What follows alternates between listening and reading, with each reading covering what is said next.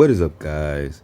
It's Bankrupt Dope, back again with another video, and today we are back on some Star Rail, and y'all already know what's going on. You can tell by the title. Today I'm gonna go ahead and teach you guys, if you didn't already know, how to full auto the Apocalyptic Shadow. Now, this is an interesting little event right here because, you know, everybody was all like, oh my goodness, the hunt path characters are the way that this is gonna be. And it's funny because there was a lot of like content creators that kept saying like, hey, that might not necessarily be true, you know. And it's they're kind of right and they're kind of wrong to some degree, because the hunt characters still do pretty decent in here, but it is not the end all be all that hunt is the only way to beat this, because oddly enough, I completed this without hunt characters. But it's more of like, it's always been the character on banner. That's who's the best at the moment every time. So it's not really curated for a specific path. I think the only thing that's really like that's curated for a path is that, what's the other, like, not a trash event, but I just don't really think it's that good of a content. It's like, it just feels like I'm doing the same thing over again. But pure fiction is curated for erudition for the most part, it seems like, in follow-up characters. Well, Apocalyptic Shadow feels like it's going to be the same thing as Forgotten Hall. Characters on banner are going to be the ones that perform the best most of the time. And yeah, it's just another difficult event. And it's probably a little bit easier. You definitely do need sustain though. Well, as in like pure fiction, you don't need sustain. This one you do need some kind of sustain. So I'm going to go ahead and answer your question really quickly on how to fully auto. And you already knew this was coming, right? Like, you obviously knew I can't teach you how to actually fully auto. The way you fully auto is just have the best characters in the game. Have the characters that are on banner, and you fully auto. So that's just you can see the team, right? First team is Acheron for this first part, with Fushuan as a sustainer, because there's a lot of damage and CC that goes on. So maybe you can clear this without sustain. I don't know really how you can do that, but I'm sure somebody's figured out a way to do it. I know I can't do it, but we got the Acheron. And then we have my Sam break team over here. So yeah, before we go into that, let's actually take a look at what's going on my Sam team, right? Because the break effect is real over here. So let's just read Sam's like abilities. Let's read the one that actually matters, right? It's the blast. Everything else in her kit doesn't really matter. All you need to know is that her blast refills her energy for a certain amount, which is very useful, honestly. Gives you a large boost in energy so you can activate her ultimate again. And she also reduces her own health. But this is the one that matters the most. This is what we're using the most. And I don't want to make this video too long talking. So it restores your HP by 25%. It applies fire weakness. So every time Sam attacks, is that also on her first one? I don't think it does not apply fire weakness, only in this. But she applies fire weakness. Because the first one I first used her, I was like, wait, how am I supposed to use her if I don't have to throw I had to throw Silver Wolf on the team? But then I realized, no, she applies her own fire weakness, which is kind of broken. So get ready for them to start dropping, you know, bosses that don't let you go through shields unless you have somebody like Silver Wolf. So if like at some point Acheron and Firefly may get debuffed in some way, because the difference is that Acheron doesn't apply a weakness. She just hits through the weakness anyway. She just chips away at it anyway. Well, Firefly is directly applying the weakness. So there is a difference in the wording of them, but I still feel like they're going to end up start doing stuff with the bosses to where you're not going to be able to chip their bar at all, which kind of will especially take her weakness, like her power, down at some point. It's just what they do, because I feel like Acheron has in a way have been balanced out over the past couple of patches with the kind of enemies that they've dropped. She's still strong, she's still great, but she's definitely been balanced, and I'm not really a fan of it, but it is what it is. Back to Sam. Firefly. So she implants fire weakness, lasting for 2 turns, deals fire damage equal to 0.2 times break effect. So 0.2, right? That number times your break effect plus 200% of Sam's attack to this target. I'm not really fully 100%. I don't understand how to read all that. I'm just gonna be honest with you. And at the same time, deals fire damage equal to 0.1 times break effect plus 100%. Once again, I don't know how to fully understand it. That's what Gotcha Smack 4 is for. I think Smack's like one of the best Star Rail, like, math dudes out there. So if you want to figure out how this math actually breaks down, and there's a couple other people, I just don't watch them, but there are plenty of other people out there that you can go to figure out how this math actually works down. But I don't know how to do any of that, and I've realized I've been talking for a long time. But the break effect taken into the calculation is capped at 360%. So yeah, the break effect only goes so high, unfortunately. But stats: very low crit damage, high break effect 218, pretty decent speed at 128. We have this character here with another high speed of 145, break damage 262, and then the other last break effect right here has a speed of 114 with the break effect of 248.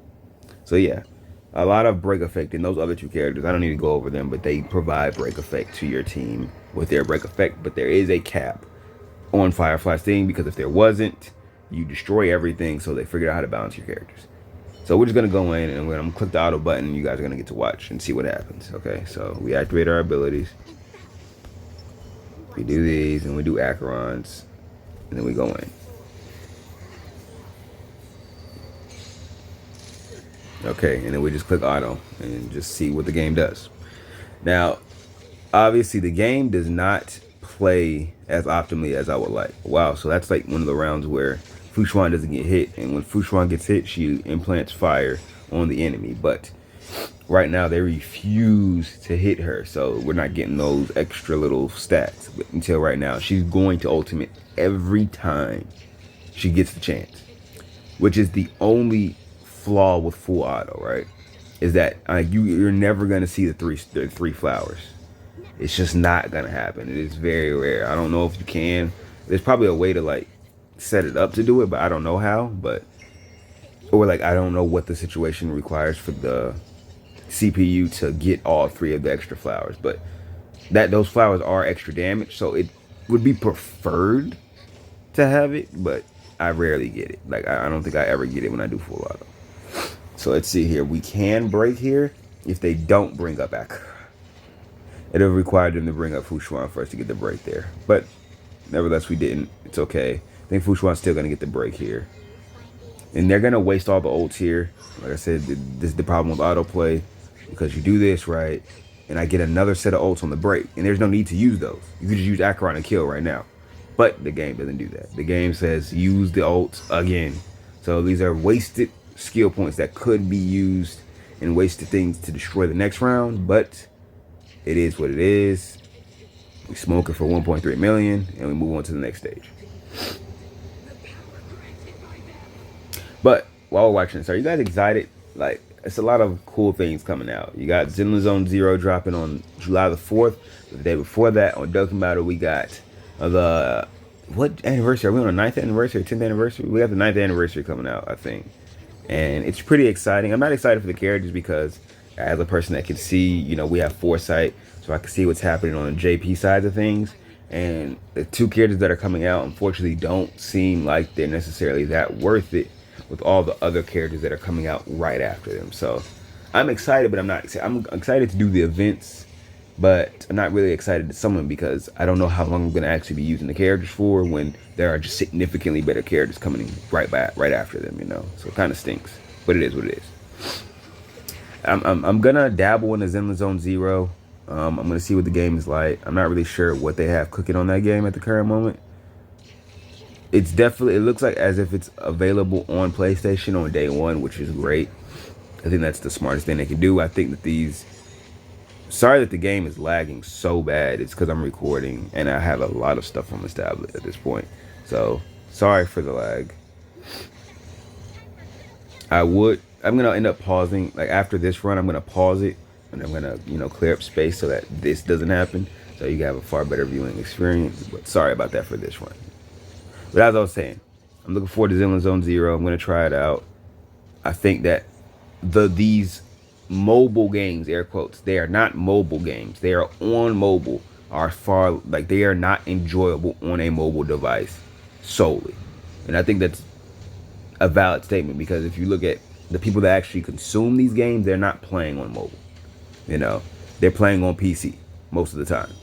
So I'm glad that they're doing a console release on drop rather than waiting and then it being only a mobile game. You know, so I'm kind of excited for that, and that'll get me to play the game versus just ignoring it like Wuthering Waves. I have Wuthering Waves downloaded, but I don't really play it. I just don't feel like going through that, like holding the phone in your hand, trying to dodge. It's just too much of a hassle. It just doesn't feel good. It feels bad. It doesn't feel like a good game. It feels like every other mobile game that's in that genre, right? Like if I judge Wuthering Waves and Genshin Impact as a phone game, they are on my lower tier of games. Oddly enough, it's so weird. I know it's weird, right? I could do this game on mobile because I'm just having to tap. But playing those games on mobile, it's a completely different experience. It's too much. It's not a mobile game experience. I mean, neither is Star Rail, but Star Rail is fortunately tapping, so it can be played while it's on this device. It's a lot easier to manage. So yeah, that's why I'm not really playing Wuthering Waves. Is because it's on mobile, and until they drop it on console, I'm not dealing with I'm not dealing with it. It just doesn't feel fun. It's not satisfying. But I will be right back when we clear up some space. This is far more smoother, and you guys can enjoy the next one. All right, we are back, and we're going to go ahead and do this one last fight. But like I was saying, we're going to move on from the last point. We're talking about Zone Zero. I'm still excited to play it. Looking forward to it. Looking forward to the anniversary and Duncan battle. Looking forward to Sparking Zero in October. I'm looking forward to a lot of things. But back, let's talk about some Star Rail now. So we're gonna run this last fight. We have I guess I should talk about the buffs, but I have the break effect buff on this one. We got Lunchables on the team to keep us alive because we need some kind of sustain because they just attack so much that we need sustain. So let's get it. But let's talk about Star Rail. How do I actually feel about this event here? Like, I think that it is not what I thought it was gonna be. If I'll be 100% honest with you guys, right? I thought that when we say this is in-game content, right? This is in-game content on par with that of, the other in-game content that we have, but it's not that. If you ask me, this is not on par with that in terms of like length. Oh, I didn't click the auto. I was wondering why I wasn't using the ultimate or anything. Like when it comes to length and in a way difficulty, well, I have to restart. I'm so mad about that. I don't understand why it didn't activate anything. I know I clicked the button late, but generally it starts activating. But that time it just said, no, you click the buttons. Okay, you gotta run that back again. I forgot to click auto. I'm sorry. That does not count. I didn't click the button. I just kind of thought that was already activated. Okay, let's try this again. Okay, the button is now clicked this time. Okay, but as I was saying, I think that it's good. There's nothing wrong with this, but it feels short. Or is it a me thing? To me, this feels short, in my opinion. It feels like I beat this pretty fast. So, and I thought there would be multiple bosses, like each fight would be a different boss, but that wasn't the case. It was just Argenti and Kakalia, which, like I said, there's nothing wrong with this. I know, just my brain thought there would be more. I feel like they have not matched their Memory of Chaos formula. And in my opinion, I'm like I said, this is just me talking. None of this stuff is meant to like bash a game or complain. I'm just talking. I'm just giving food for thought.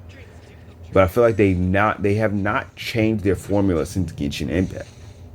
Because Memory of Chaos, as much as we've done it, and how much we use it as like a way to challenge ourselves, it's still the same exact formula, just slightly tweaked, that they had in Genshin Impact.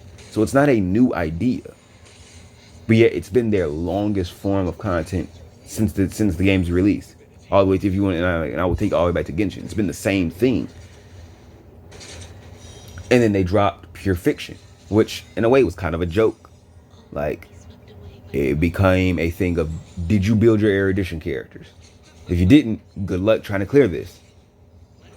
Or if you don't have Acheron, once again, good luck trying to clear this. Like, it didn't feel as genuine as Memory of Chaos. It's like, okay, now I have to go build these other characters. Like, and you don't necessarily have to. There are workarounds. But if you don't have any AoE kind of characters, you are not clearing Pure Fiction. And I wasn't even clearing Pure Fiction at the first point, because I had no AoE until Acheron came out, and I wasn't wasting my resources. There's no incentive for me to want to do it. I was just fine not getting the Stellar Jade. Why? Because I don't think the content was valuable, in my opinion. I think the pure fiction is very, very. How do I even want to say it? It just seems very. It seems very niche. I guess that's the best way to say it. Like it's a very specific set of content for a very specific set of characters that other characters can be used in, but other characters perform significantly better in them, which is erudition. So like I don't really care for pure fiction. I'm fine if I don't clear it for a certain week. You know, I'm not bothered by it. And now we have this, the Apocalyptic Shadow, which, like I said, it's good, it's fun. It's the bosses, they're buffed up, they're doing not new things, but they're doing a lot more things. They're fast. It requires you to use a set amount of specific kind of character playstyle. It's kind of the same buffs that they normally have, like with Memory of Chaos. But like, I destroyed this so fast. You know, I feel like they're still missing something. The Star Rail devs, when we talk about difficulty, they keep I feel like they're forgetting the long-lasting effect. Like all this stuff, I feel like I'm clearing in minutes, and then I'm done with it for a long time. Now I know we have Simulated Universe in a new part of that, but that's once again that's not the same. I feel like that's too long to a fault. It's too long. It's not. It's like, okay, I'm doing all this to get a reward, like a planar ornament reward. What's the point of wasting all this time trying to get a planar ornament? Like, it just doesn't feel nearly as rewarding to do it. It doesn't feel like an in-game content. It just feels like something that's long to do. But it doesn't feel like I'm actually being rewarded for anything. It's a weird way to describe it. I don't know how to really break it down for you if you don't understand it. But Simulated Universe doesn't seem like, in Swarm Chaos, and all that extra stuff that's in the Swarm area, it just doesn't feel like an end game to me. It feels like something I can just forever let sit in my box because I don't feel like sitting. It's too long, you know. And this one, like I said, I don't actually hate it. I have to run it a couple more times. I have to see it in other different spotlights with different characters as like rate up and see how this works as long as it goes along. And do I need the characters on Manor to beat this, or can I just rock out with whoever I have on my team? You know, we'll be able to see as time goes. That's the whole point here. As time goes along, I'll be able to see who I need. But as of right now, this is a very, very okay thing. And as you can see, 6966 does meet the requirements, so I was able to full auto it. But yes, that's the Apocalyptic Shadow. It's not a bad. I'm gonna say, let's get this straight. I'm not saying that this is bad. This is good, but I still feel like we're in the same. If that makes sense, I feel like we stay like Star Wars still hasn't broken that threshold for me, in my opinion, to put them on top of a creative gameplay experience. I feel like we're very much still on the wave of that Genshin has a following, that MiHoYo has a following, and it's a loyal following. No matter what they drop, they are going to hit. They're like, they make hits. There's a difference between a hit and then a good song. Star Wars makes hits. I don't think they make great songs all the time. I think they just have a hit. They can make a hit, it'll bop for X amount of time, but it doesn't have the longevity of other things. If that makes any sense to you. It might not, but that's how I feel. I'm not saying you have to feel away. This is my opinion, which is why I have the game Doki Battle on the side, because I feel like when I do play this content, it's difficult and it's new and it's long. And they've been doing this over the course of 9 years. They've always figured out a way to give me something that feels new and worth it to do. But I feel like I don't get that here sometimes. I just really don't. I feel like I miss that. This was worth me doing, which is weird, which is why I can go so many weeks missing logins, missing bought Stellar Jade, which is stupid. Never do that. That's actually just dumb. But missing, you know, Memories of Chaos and stuff. And even when I come back, and I come back after not doing all this stuff, after not grinding my character, I can still smash everything. That's the weird thing about it, right?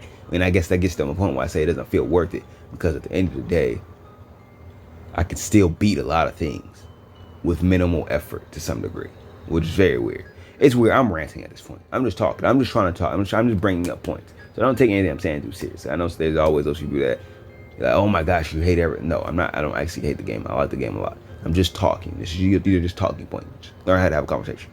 You know, things come up in a random conversation.